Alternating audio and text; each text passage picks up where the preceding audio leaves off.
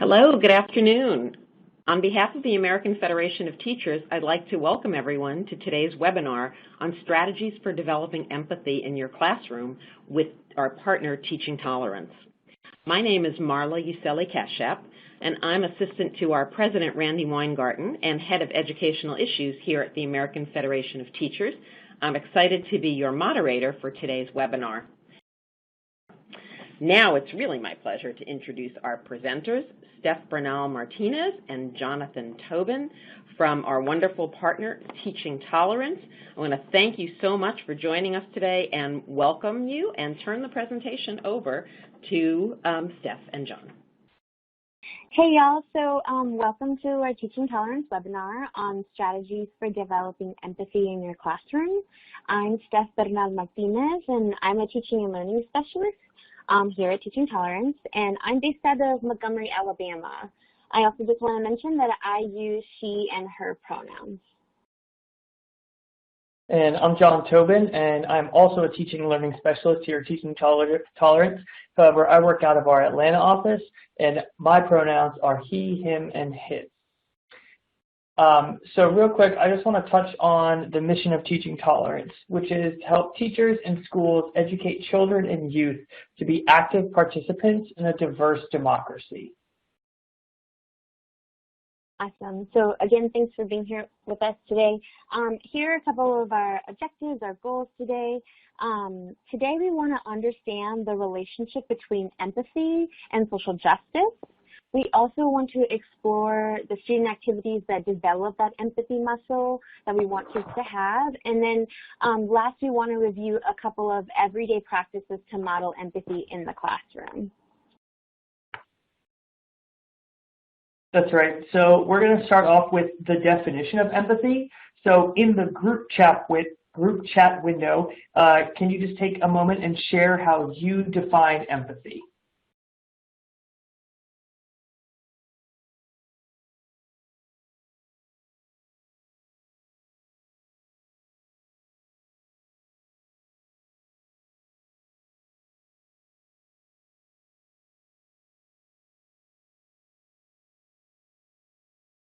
Give you just one more second.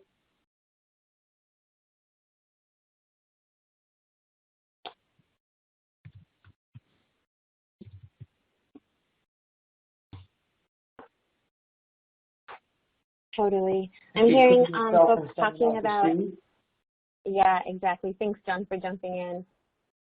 Sorry. No, it's great. Yep. A lot of the things that we hear around the golden rule, totally yeah, lots of people talking about other folks' perspectives for sure. Having an understanding, exactly. So those are all amazing responses, and today we're going to be working from the following definition, which is the understanding of or the ability to identify with another person's feelings or experiences. And so we're going to jump into our first poll question, which is, how often are you currently working to develop empathy in your classroom? Daily, both in planned and unplanned ways, sometimes, but only if it fits in with your lesson plans, only when there are instances of things like bullying where it's directly related, or not very often and or not very in depth. Take about 20 seconds to answer that, and then we'll go over the results.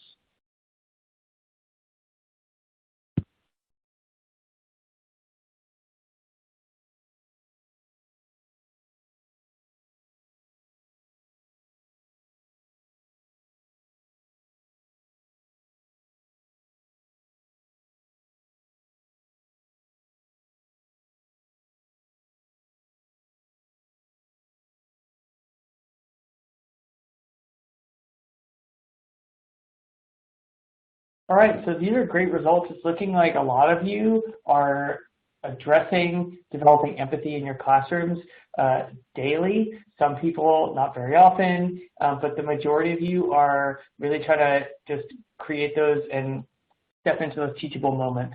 That's good. That's good data.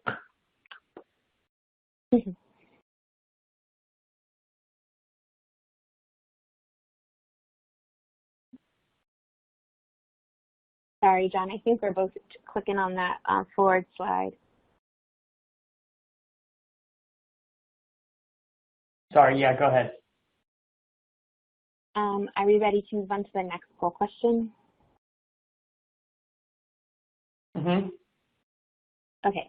All right. So John helped us think about this definition of empathy, which is this understanding of and the ability to identify with other people's feelings and experiences. And now we have this working definition. We're going to talk about why we would even want to develop that very skill, that empathy muscle in the first place. And so we want you all to take a moment in the group chat window. I know we kicked off and we asked you all to think a lot. We want to hear your answers. So in the group chat window, if you can please share your thoughts to this question. Why do we even want to develop our empathy muscle for ourselves and for our students? And I'll give you all some time to think, but please jump in the group chat and answer this question. I wish we had some of that fancy music where we could listen to while you were waiting. Like the Jeopardy music? Yeah, exactly.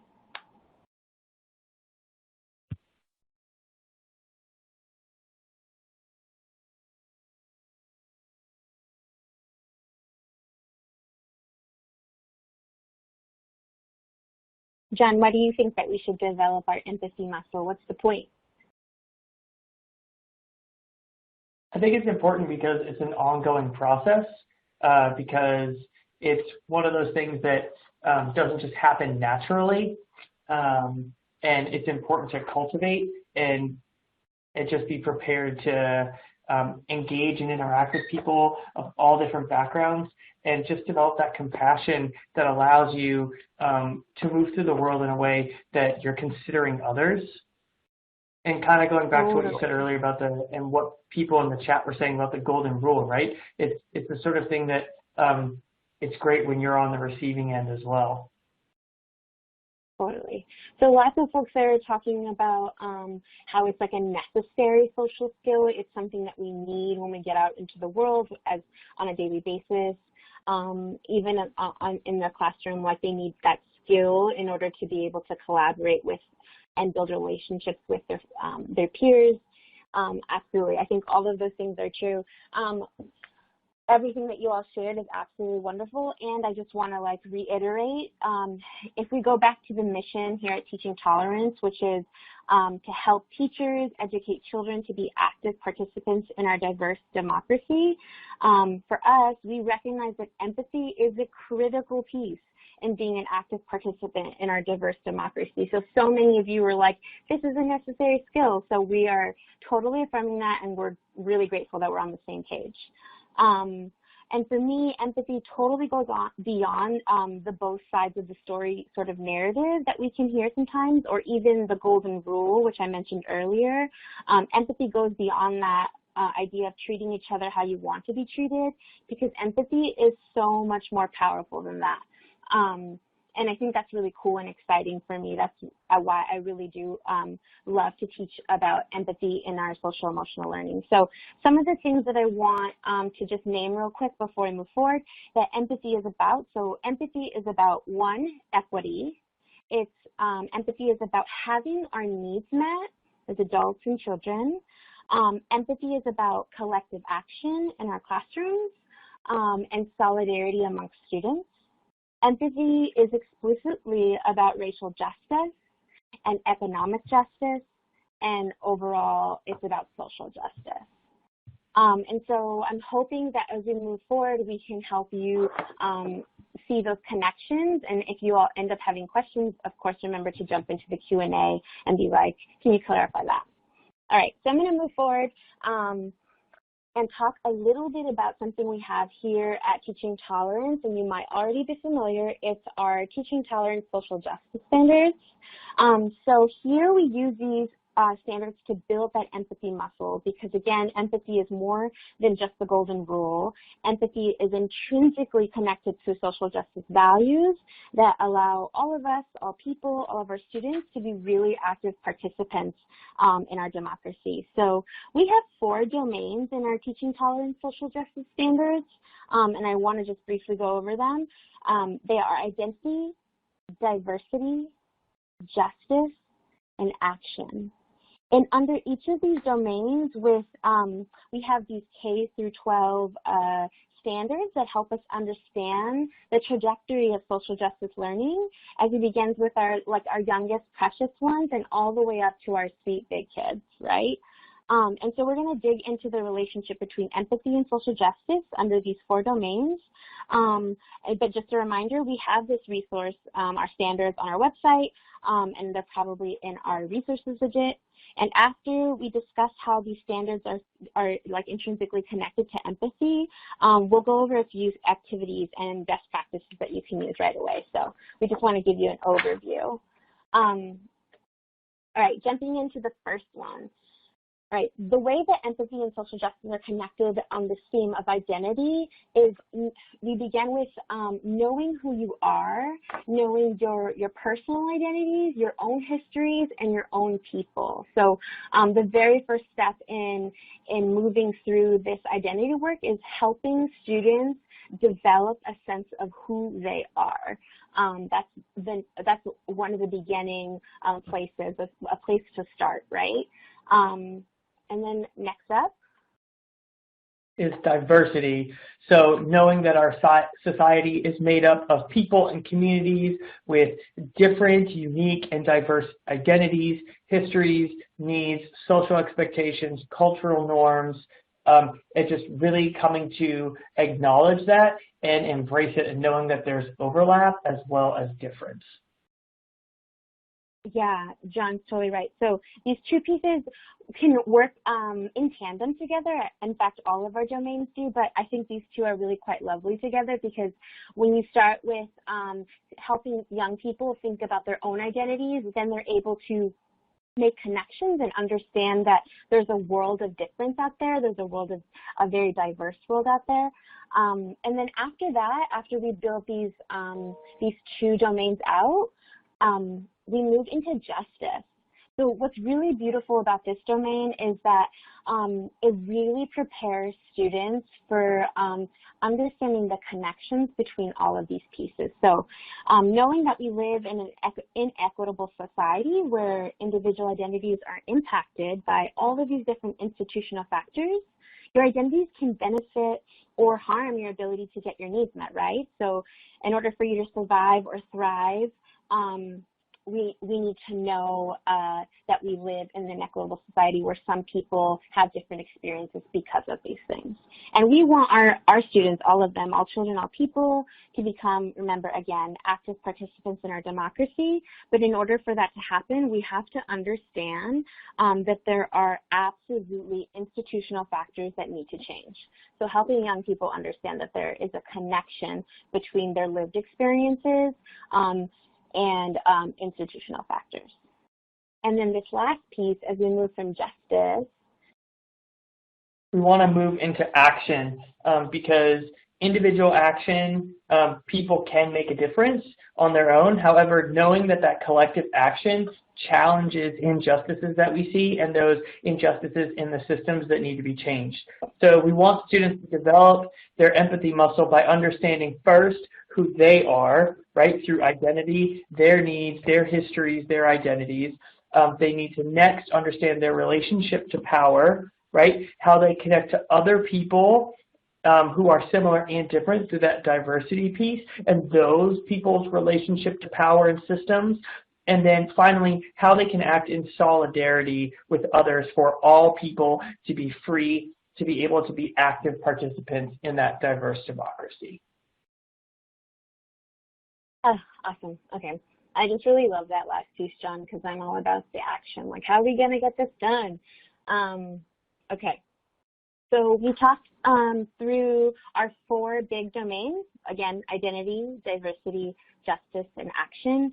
And we really wanted to outline just briefly how we believe that social justice is so intrinsically related to empathy, kind of like they're best buddies and you can't separate them. We're going to move into some student activities that we have available on our website. So we have a bank of student tasks that you can dive into by going to tolerance.org that give you different activities to do various things in your classrooms.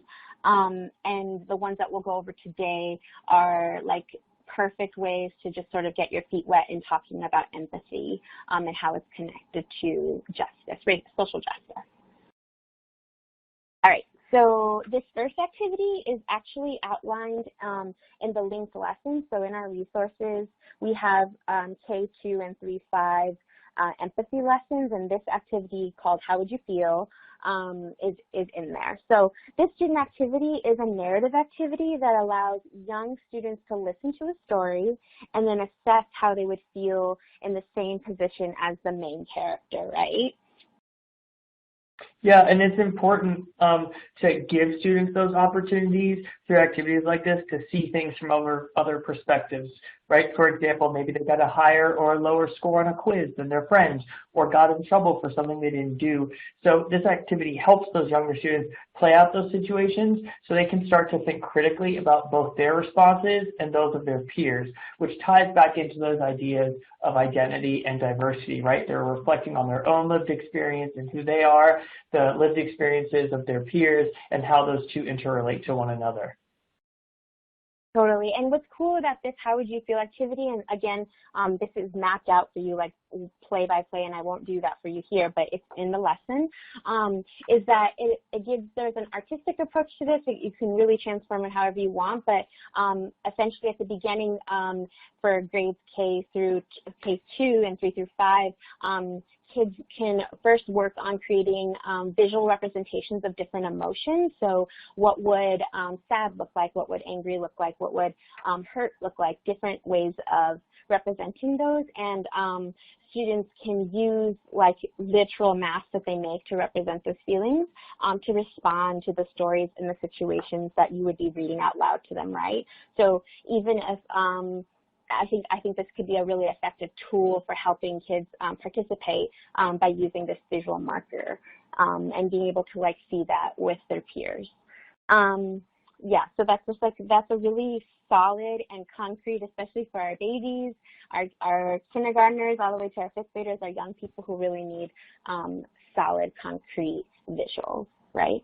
And then this next activity, so this one is called the Windows or Mirrors activity, also available on our website if you just go to tolerance.org. So this helps students consider if a text is a window or a mirror through practicing literacy and empathy skills. So similar to the last activity, our young people are going to either like listen to a story or a text and then have some reflection time and make a consideration after that. So students will decide if an author, a speaker, characters, or content in a text reflects their lived experiences, which is what we're calling a mirror. Remember, like it's reflecting you, or provide a window into the lived experiences of people whose identities are different from the students themselves, right? So thinking again, mirror is reflection, and window is a view inside. And we think that this is an important activity, and we think this is important work for building empathy because it helps you to do some self-reflection work and recognize if you're representing different identities in your classrooms, and if you're facilitating and understanding that there are differences between us, right? So it's important as we build an empathy muscle that we don't necessarily take the approach that we're all the same, right? It's important to notice the differences and value those differences. So there's racial and cultural and all sorts of experiential and circumstantial differences between us, and it's okay to take note of them and to honor them. So again, there are all sorts of creative ways that you can set up this concept, this windows or mirrors activity with your kiddos. Some teachers use polling apps. So John, can you actually name a couple of those polling apps that you really like?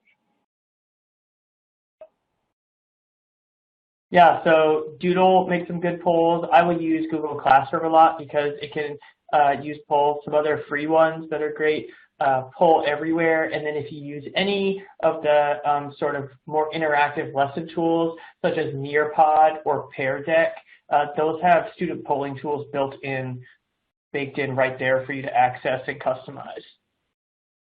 Exactly. Thank you, John. So, for example, you would read a text out loud to your students, and they could use their polling technology to respond whether that piece that you read was a window or a mirror for them. There are other ways to do that. I've done it in classrooms where I've used whiteboard responses, where I've shared a personal anecdote or story, and kids are allowed to write on the whiteboard real quick and then lift it up in the air and say, this is a window, this is a mirror for me. And you can even just turn this into like a morning meeting daily journal reflection. So telling a story, having a story up for your kiddos, and then having them respond in their journals. But essentially the main gist of this activity is to read or to have students read a text and reflect on the experiences and decide on whether this is a window or a mirror. And it could look so many ways, right? It doesn't necessarily have to be a text. It could be many other things. So, for example, and this is more of a contemporary personal example, this morning I was reading an article about Black students at Field Sin that were leading a lock-in at the private school to bring attention to racism and racist practices. So while I was reading that article, I felt a lot of really personal connections, and I was seeing a lot of my experiences being mirrored at the school. But it also allowed me to experience a window moment, right, where I was recognizing the experiences of Black students who are impacted, and also how these particular students were organizing against this type of oppression, right? So in this case for me, it was both a window and a mirror. And for me, this is like an important moment, yet another important moment of learning and reflection. Okay, I feel like I've talked a lot about windows and mirrors, but if you do want to learn more about windows and mirrors as a concept, then please check out Emily Stiles' essay called Curriculum as Windows and Mirrors. And honestly, if you just did a quick Google search of that, I'm sure it'll come right back up. All right, next one, John.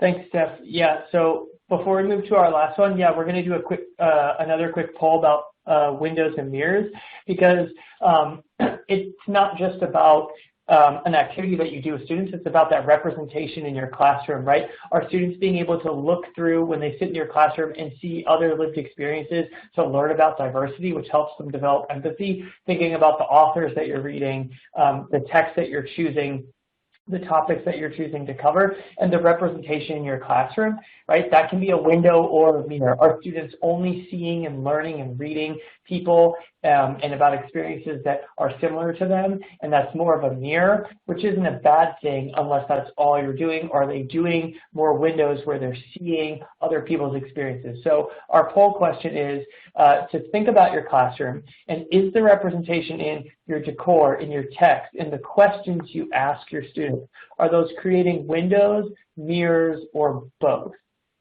And take just a moment to answer. And while you're answering, I just want to touch on that when I first started teaching, this is something that I was really challenged to do, where most of what I was reading in my classroom kind of represented mirrors for myself and not for my students. And so it took other colleagues and allies to help me push myself to put more representation on the walls of diversity in not just what my students saw when they came in the room, but also in what they read. Yeah, you're totally right, John. I actually had these students in like the first year that I taught first grade. It was like when Marley Dias and her 1,000 Books for Black Girls campaign came out, and my kids were like, well, we don't have enough books in our classroom that reflect like Marley Dias and the things she's asking for. So I actually had little ones take me to task about my classroom library. So I feel you, and I think it's an important learning lesson. Yeah. Absolutely. We need to have things that, like a diverse library. That's like a really critical piece. For sure. All right, let's check out the results. So a lot of you are saying that you have a good mix of the two, which is great. And what's really interesting is that the next highest percentage is that it's mostly windows. So you're making those conscious decisions to push students to see outside of what their lived experience is, which isn't a bad thing, but again, having that good balance where students are, if they're white, they're reading authors that are white and non-white. If they're black, they're reading students that are black and not black. To really kind of develop that empathy is about seeing the diversity, seeing their identity, but then also seeing that diversity. Great. So our last strategy we're going to talk about is, am I empathetic? And this is a shorter activity. You'll take a quick pulse of your students to assess how often they are considering the lived experiences and feelings of those around them in their day-to-day lives. So there's a short quiz, and it's in the resource widget that you can use, and it just asks some questions about, are they thinking about how others feel? Do they consider other people's feelings before they act on something, before they speak about something? And it's a really great way to kind of introduce them to this idea, to get them to think critically about their own thought processes, and it's a great way to kind of segue into pushing students to slow down. I think so often, especially in the school day, things just move so rapid fire. And as someone who taught middle and high school, knowing that that impulse control, the struggle is real with the impulse control. And so being able to push students to slow down and really reflect on what's going through their mind and what's going through the mind of those around them. Because like we've been saying, they're going to be active participants in a diverse democracy, and participants, not in control and not doing it in a silo. And so getting them to think about how empathetic they are and how much they're considering others is a really important tool for that. Totally. Thank you. Again, just a reminder that it's in the 6th through 8th and 9th through 12th grade bands if you're looking for that particular activity. Thanks. Sorry about that. No, it's okay. I think we can take a moment to share out some of these activities that I'm sure you're already doing in your classroom so that folks who are on this call can learn from each other. So what activities have you used in your classroom to teach empathy? If you have a link or you have a sentence or an activity, and because you can come back and look at this resource later, it'll be in the group chat. So please share out. What activities have you used in your classroom to teach empathy? I know y'all are doing the good work, so please feel encouraged to share out.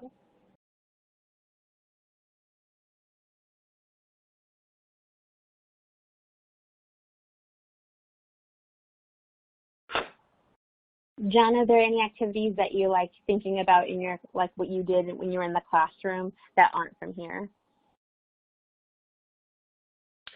Yeah, so one thing I did is, and I believe it's a strategy on our website, although that's not where I found it, but where you have an inner circle and an outer circle, and this was always used as more of an extended icebreaker, or if we were discussing kind of more intense topics like the Holocaust or the Armenian genocide, things like that, where you have a group of students sit in a circle on the inside and a group of students sit in a circle on the outside facing the inner circle, and they would rotate around the room, rotate around each other, 1, 2, or 3 spaces, and then each student would get 30 to 60 seconds to kind of share their thoughts uninterrupted. And it was a really great way for students to hear each other's perspectives and reflect on it, and really giving that interrupted talk time and thought time, because I think students are so used to just having to have all the answer perfectly formulated right away, and giving them that space to wrestle and consider, and even if there was an awkward silent pause, just sit in it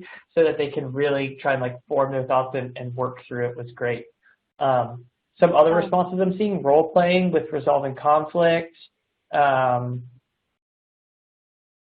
Yeah, I saw there's someone here who shares that they have their students read a text about different characters and the different characters' perspectives. So this is actually a really incredible literacy tool if we're thinking about if we read a situation and then having children respond from different characters' perspectives.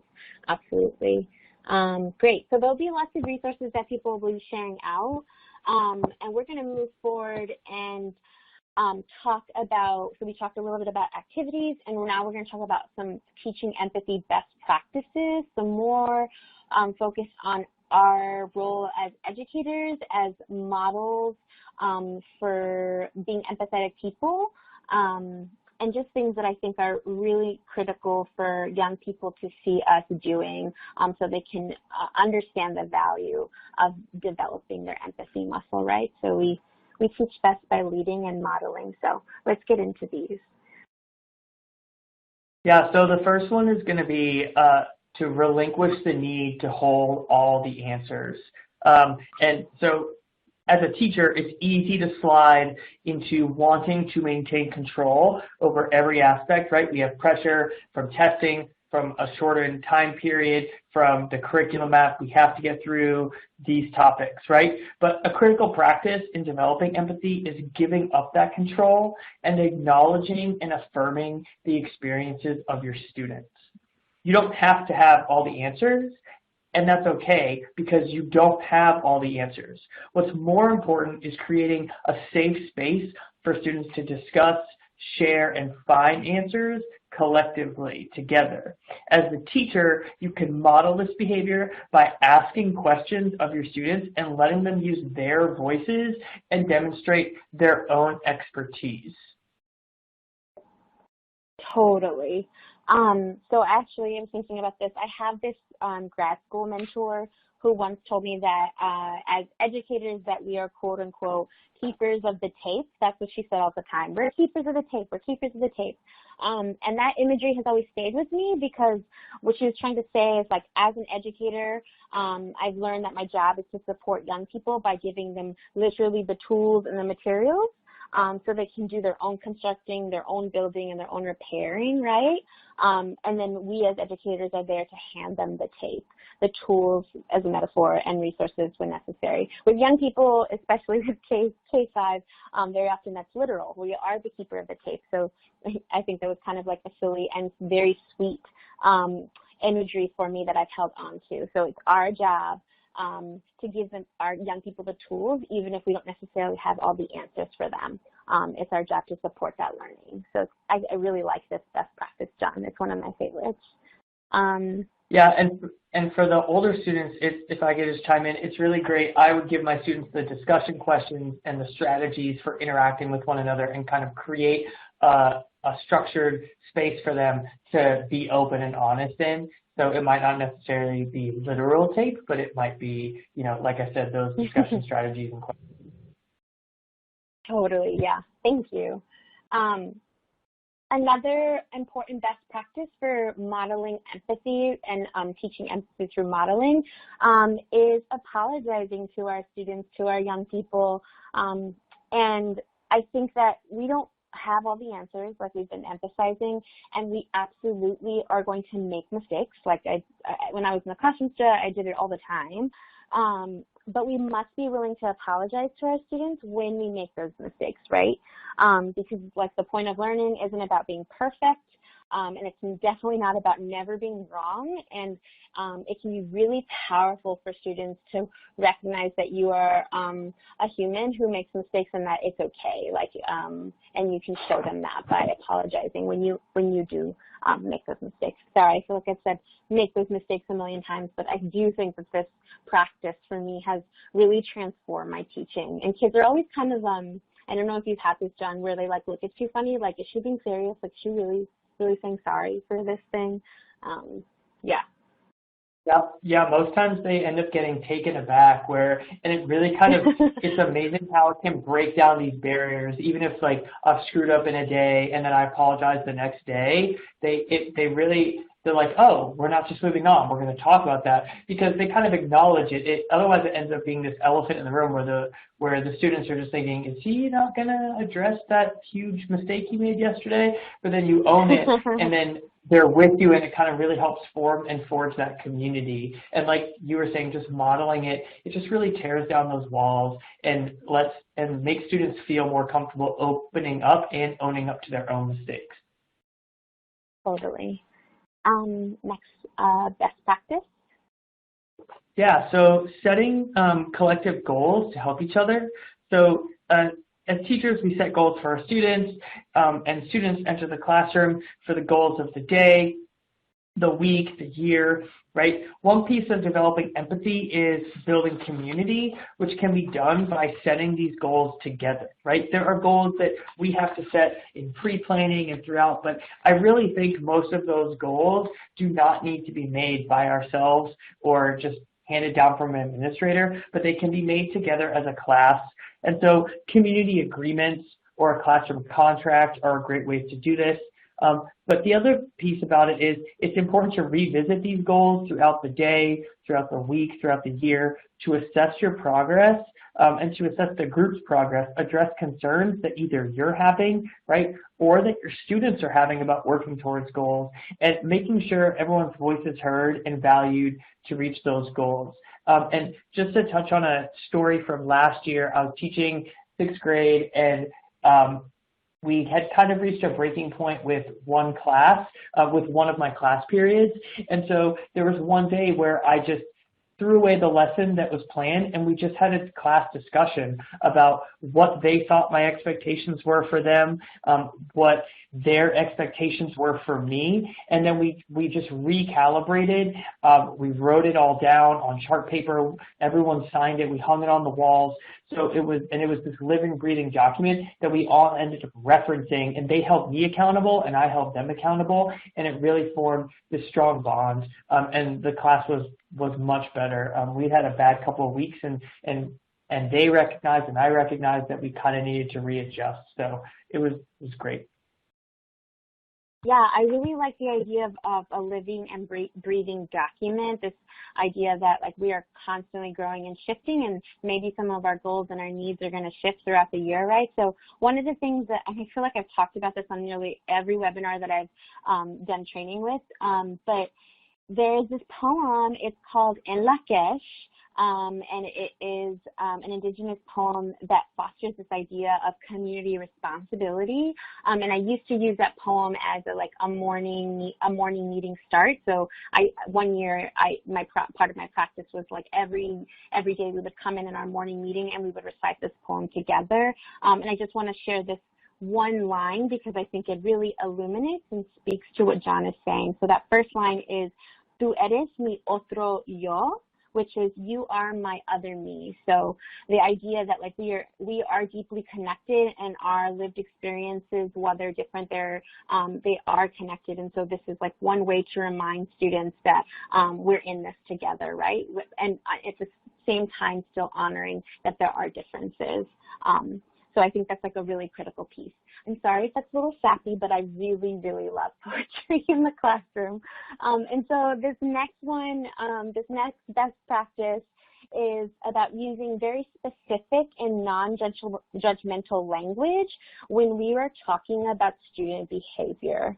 So this one is kind of like maybe a little less directed at communication with students. Of course, it does apply, but I'm talking about when we discuss student behavior with admin, or when we talk about it with colleagues or with a child's family. So descriptive language that is free of our personal perspectives isn't necessarily possible. I get that. We're all going to have our own baggage. However, it's imperative to building trust and to repairing trust to be honest and clear about hurt and harm. So, for example, and I've done this, so I'm using this example. I have called up parents and been like, Steph is always distracting her friends, she never follows directions, and then I'll just like lay out a laundry list of all of these things, right? I vent. But instead, if I prepared for that conversation, if I took a moment to use very specific and non-judgmental language, I could have said something like this. Steph comes in the morning, and our expectation is to read the morning message and to complete the arrival activity. On Tuesday and Wednesday, Steph didn't complete her morning arrival activity. And then I could go on to explain the sort of nuances of what the consequences are and what that meant for the child, right? And I know that this is more time consuming and it takes a moment of reflection, but as you build that empathy muscle, it allows you, it becomes a more fluent practice, so it won't feel as clunky and weird, but using descriptive language can often help you take a moment to describe the behavior that is in a way that's more effective. So when I've taken a moment to be precise, I've also realized like, oh, then these are actually the issues that I need to address, and maybe I don't actually need to like call mom or pull in an administrator. It's allowed me to like really focus on the actual issue and not necessarily my interpretation and my feelings about it, if that makes any sense. So I mean, we don't have the most time, so we can't dive even more into it, but there's a lot to unpack there with talking about student behaviors and using specific language. But I want to give John a chance to share the next one. Yeah, no worries. That was great. Thank you, Steph. And so another one is monitoring your ratio of praise to criticism. And so something that always stuck with me during my time in grad school as I got ready to enter the classroom was how to keep praise loud and criticism or constructive feedback quiet. So criticism should be used as a tool to help students grow and not make them feel ashamed, right? Kind of echoing or touching on what Steph said earlier about using specific and non-judgmental language. So always be searching for those positive actions you can shout out to the student, to the whole class, and keep criticism personal and quiet, right? The whole class doesn't need to know about what a student needs to do to improve, but they should absolutely be able to share and celebrate in each other's success. So this builds empathy with those individual students as well as the larger group. And something else is that modeling this for them helps them when they're in the midst of conflict resolution, right? The issue is not between that. They don't need to make their business the whole class's business. They can handle it on a one-on-one basis. And so I think this is really, really powerful. If most of what students are hearing, whole group or loudly, is your celebrations of other students, and then, but students know on an individual basis that you're going to help them grow and push them without shaming them or making them feel embarrassed. Totally. Thank you, John, again. And if we can connect this last piece, especially back to the specific and non-judgmental language, we want to remember that critique, even if you're monitoring your ratio, but like don't forget, even in that critique should be guided by options and choices, possibilities, and change. So critique with students or even with their families and our administrators should not be about venting necessarily. Critique is about helping young people or showing young people that they have choices and possibility and can make change and can grow, right? And it's not an opportunity to like vent at them about your frustrations. So I just wanted to make note of that, even if you are using it quietly, as you put it, John, that makes sure that it's like about, these are your options, this is how we can move on from here. Give kids a way to grow. Okay, so now that we're done with some of the best practices, we want to know about what are some of those best practices that you've already used in your classroom to model empathy, because we know that you're definitely doing it. How do you show kids, how do you personally show kids how to empathize with their peers and with their teachers? If you all can holler in the group chat, please.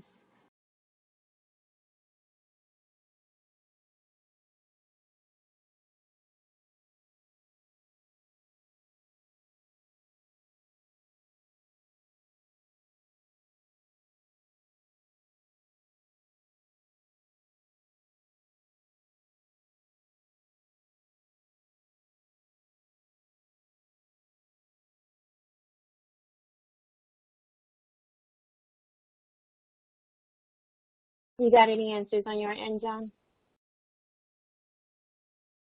Not seeing them come through yet, but my On24 sometimes has a delay. Okay.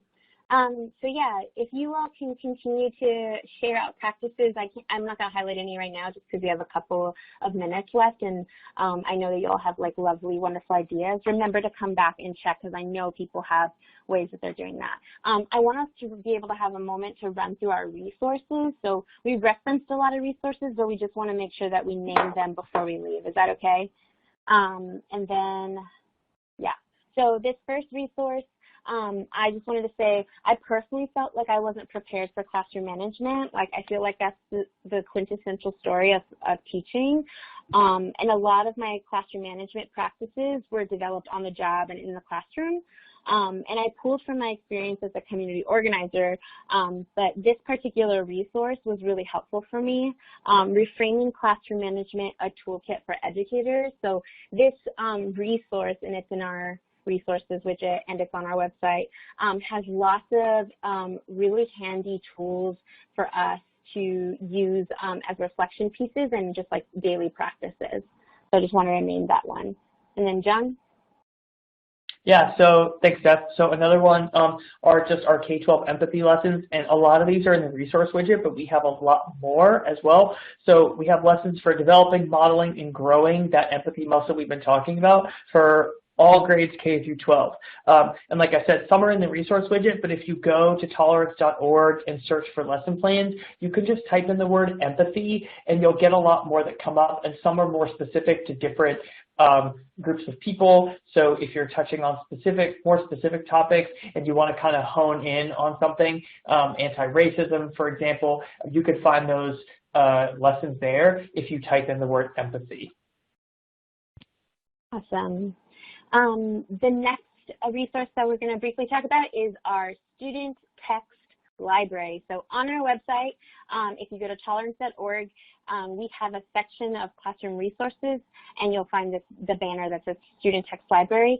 In here, there is this really magical bank of text, like multimedia text and excerpts from novels and books and all sorts of materials that you could use. They're completely free. You can print them out. You can project them to get your students diving into, especially if you really like that mirrors and windows activity, you could really dive into the student text library and use that. So want to like name that resource that's out there. It's something that I really, really love, and when I'm back in the classroom, I will definitely use it. Awesome. So to finish up before we move into a quick Q&A session, if you could just in the group chat window share any resources that you have used to teach and model empathy, other than the ones we have done today. Most of you said that you work to model and practice this in your classrooms. So what resources have you used? Yeah. And again, the group chat is like a living document that you can definitely come back to after the webinar. So feel free to just like throw in those resources or any ideas. And don't forget that you can come back and scroll through that group chat.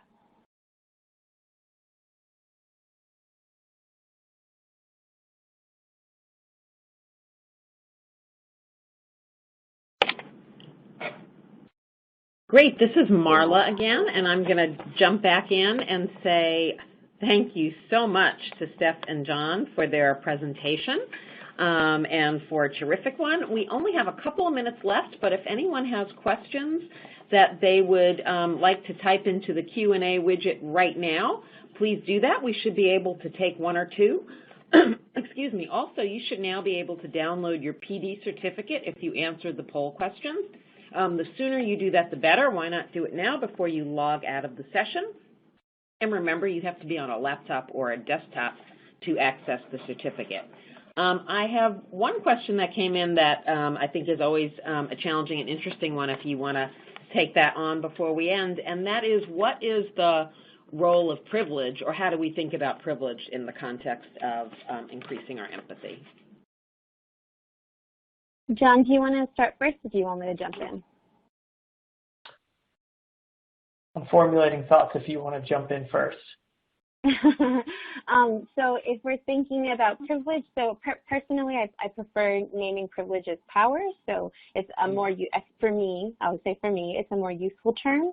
So if you have privilege, you have power. So if we go back to the beginning of our webinar today, we talked about these 4 areas that we use to help children reflect and move into action. So we said identity, diversity, justice, and action. So if you want to be thinking about privilege, be thinking about power, then you start with helping young people understand what identities that they hold, right?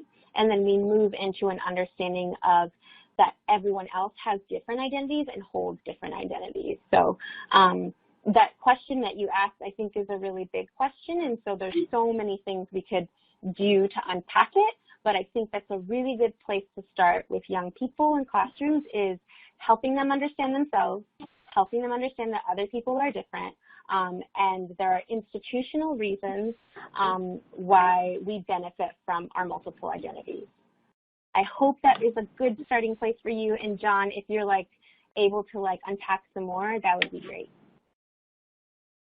Yeah, I think Thank all you. those. Great answer. We just have another half a minute, John, so just wanted to mention that. Okay, cool. Yeah. No, so just to touch on that, I think all those make perfect sense, and I think, yeah, for older kids, and you can really have them dig in deep into those nuanced, the more granular aspects of their identity, and looking at things like where they live in their zip codes, and what they have access to, whether that's services or not, comparing different schools, just not in a way to say I'm better or you're better, but just to understand kind of that windows activity idea, right? Windows and mirrors where students reflect on who they are, but also see into the experiences of others. And so privilege, I think, is just another layer that you can explore with your students to have them really try and wrestle and understand the diversity in the world around them to help them develop that empathy. Terrific. Thank you so much. Thank you both, Steph and John, for your presentation. It was wonderful. I really appreciate all our participants who joined us on this webinar. I hope you will take a minute to take the survey that will show up on your screen momentarily. This feedback is really important to our speakers and to us as we plan future webinars. Thanks again so much, and the resources will remain available to you.